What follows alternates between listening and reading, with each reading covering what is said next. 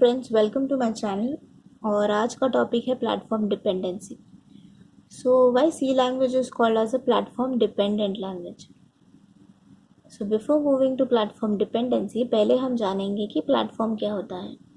जब भी हम कोई सिस्टम की बात करते हैं, फॉर एग्जांपल डेस्कटॉप या फिर लैपटॉप, तो हम उसके साथ ऑपरेटिंग सिस्टम की भी बात करते हैं कि वो सिस्टम पे कौन सा ऑपरेटिंग सिस्टम इंस्टॉल्ड है।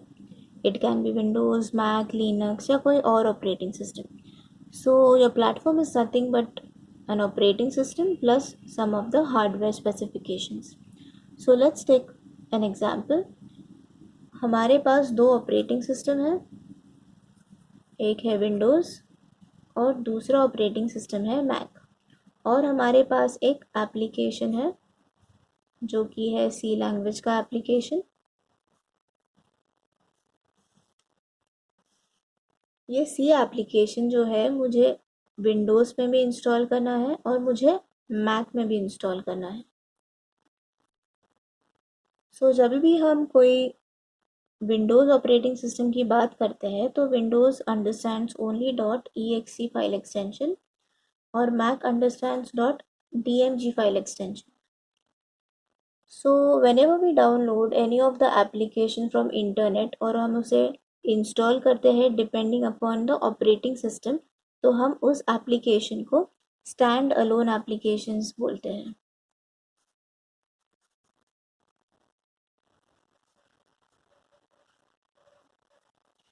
So stand alone application exactly क्या होता है? It is just a traditional software जो हर एक क्लाइंट मशीन में हमें इंस्टॉल करना होता है depending upon the type of operating system.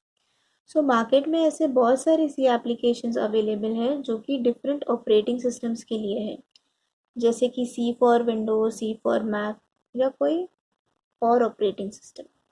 सो जब हम सी सॉफ्टवेयर इंस्टॉल करते हैं तो दो चीज़ें इंस्टॉल होती है। पहली चीज़ जो इंस्टॉल होती है वो है कंपाइलर और दूसरी चीज़ है लाइब्रेरी। जैसे कि हमने पिछले वीडियो में देखा, कंपाइलर एक कन्वर्टर की तरह काम करता है। सो जब भी हम एक सी प्रोग्राम लिखते हैं वो हमेशा हाई लेवल प्रोग्राम या हाई लेवल लैंग्वेज में लिखते हैं, फॉर एग्जांपल इंग्लिश, जो मशीन्स को कभी समझ में नहीं आता। तो कंपाइलर क्या करेगा, वो कन्वर्टर की तरह एक्ट करता है जो हाई लेवल लैंग्वेज को ऐसी लैंग्वेज में कन्वर्ट करता है जो मशीन को समझ आ सकती है। और लाइब्रेरी क्या होता है कि कोई भी एप्लीकेशन हमें आसानी से डेवलप करने के लिए वो हेल्प करता है, क्योंकि उसमें बहुत सारी फाइल्स होती है जो हमें डेवलपमेंट के लिए यूज़ होती है। सो जब भी हम प्लेटफॉर्म डिपेंडेंसी की बात करते हैं, हमें कंपाइलर की एक चीज़ ध्यान में रखनी है। फॉर एग्ज़ाम्पल हमारे पास एक विंडोज़ ऑपरेटिंग सिस्टम है और उसमें हमें सी को इंस्टॉल किया है। तो जब हम सी को इंस्टॉल करते हैं तब दो चीज़ें इंस्टॉल होती है जो हमने देखा, एक है कंपाइलर प्लस लाइब्रेरी। सो ये जो कंपाइलर है जो इंस्टॉल हुआ है विंडोज़ में, वो सिर्फ और सिर्फ विंडोज़ ऑपरेटिंग सिस्टम के लिए ही वर्क करेगा। फॉर एग्ज़ाम्पल अज्यूम करो आपकी कोई एक कंपनी है, से XYZ, आपका एक बिजनेस है, आपकी एक कंपनी है। तो you are dependent on your business for money. Indirectly आप अपने बिजनेस पे डिपेंड कर रहे हो। सो आप अपने बिजनेस को ही सपोर्ट करोगे, उसी का फेवर करोगे। सो अज्यूम एक ऑपरेटिंग सिस्टम है, उसका नाम है ए ऑपरेटिंग सिस्टम। उसमें हम सी इंस्टॉल कर रहे हैं, तो हमारे पास एक कंपाइलर है और हमारे पास एक बी ऑपरेटिंग सिस्टम है। उसी में भी हम एक सी इंस्टॉल कर रहे हैं, तो हमें एक कंपाइलर मिलेगा। सो ये जो कंपाइलर है वो सिर्फ बी ऑपरेटिंग सिस्टम को ही सपोर्ट करेगा, उसको ही फेवर करेगा। और ये जो कंपाइलर है वो सिर्फ ए ऑपरेटिंग सिस्टम को ही फेवर करेगा। ये कंपाइलर इसको फेवर नहीं कर रहा है और ये कंपाइलर इसको फेवर नहीं कर रहा है। सो जो भी कंपाइलर हम ऑपरेटिंग सिस्टम में इंस्टॉल कर रहे हैं वो सिर्फ और सिर्फ वही ऑपरेटिंग सिस्टम को सपोर्ट करेगा। हम एक एग्जाम्पल देखेंगे।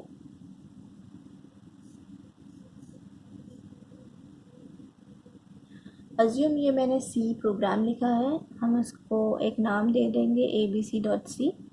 Now whenever we write any of the code, technically we called it as a source code, so इसे हम सोर्स कोड बोलेंगे। नाउ ये जो भी सोर्स कोड है ये हमेशा हम इंग्लिश में लिखेंगे या हाई लेवल लैंग्वेज में लिखते हैं तो वो मशीन को समझ में नहीं आता, तो हमें एक कन्वर्टर की ज़रूरत पड़ेगी जिसे हम कहते हैं कंपाइलर। जब भी हम सोर्स कोड को कन्वर्ट करना चाहते हैं तो हम उसे कंपाइल करते हैं। तो सोर्स कोड को जब हम कंपाइल करते हैं तब कंपाइलर अपना कन्वर्जन का काम स्टार्ट करता है ना। अज्यूम हमने ये जो भी कुछ किया है, जो भी कुछ लिखा है, ये विंडोज़ ऑपरेटिंग सिस्टम में किया है।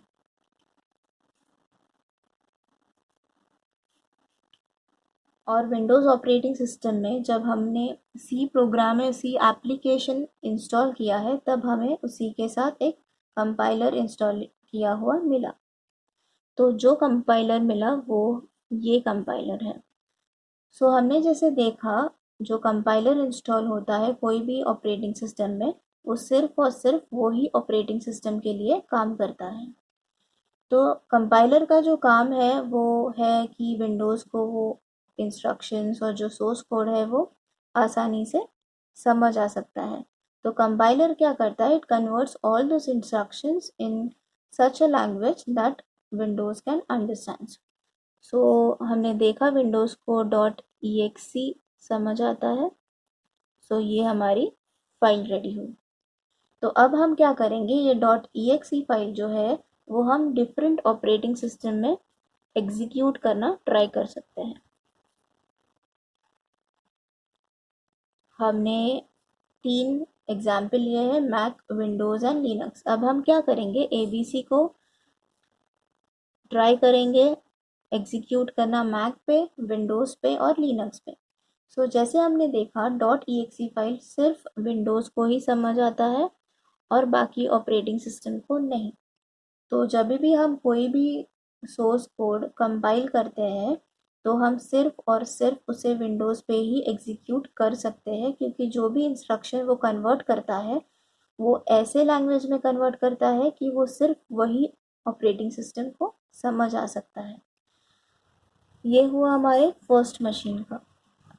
अज्यूम हमारे पास और एक मशीन है जो भी है विंडोज़।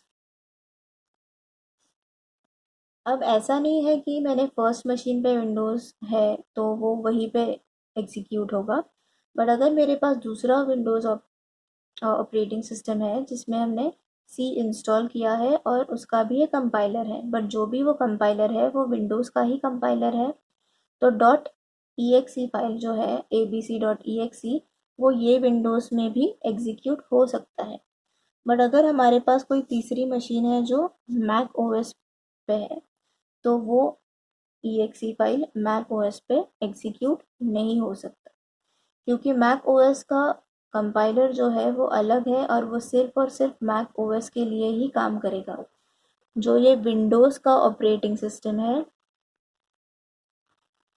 और ये विंडोज़ ऑपरेटिंग सिस्टम का कंपाइलर है, तो ये भी हुआ कंपाइलर विंडोज़ का। सो ये विंडोज़ का कंपाइलर मैक विंडोज़ के लिए फेवर नहीं करेगा, it will only favour Windows operating system. So इसीलिए हम कहते हैं सी लैंग्वेज जो है वो प्लेटफॉर्म डिपेंडेंट है। So this was all about platform dependency and why C is called as a platform dependent language.